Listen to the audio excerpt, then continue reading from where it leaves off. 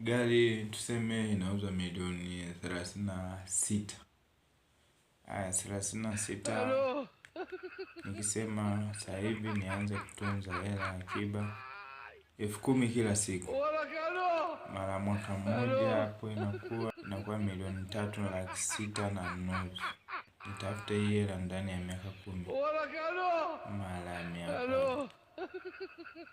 10 inakuwa milioni 36,500,000. Ukitoa umeumwa ghafla, kodi, umetoa hela ya kula, unaomba na mzazi hela kidogo, maradhi, hujavaa, ndani ya miaka 10 labda umetumia milioni moja hayo mahitaji yote milioni 10, nabaki milioni 26. Milioni 26 natafuta gari gani?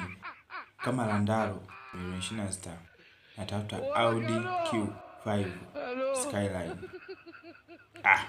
Inawezekana bana, lakini nitakuwa na age imeenda sana.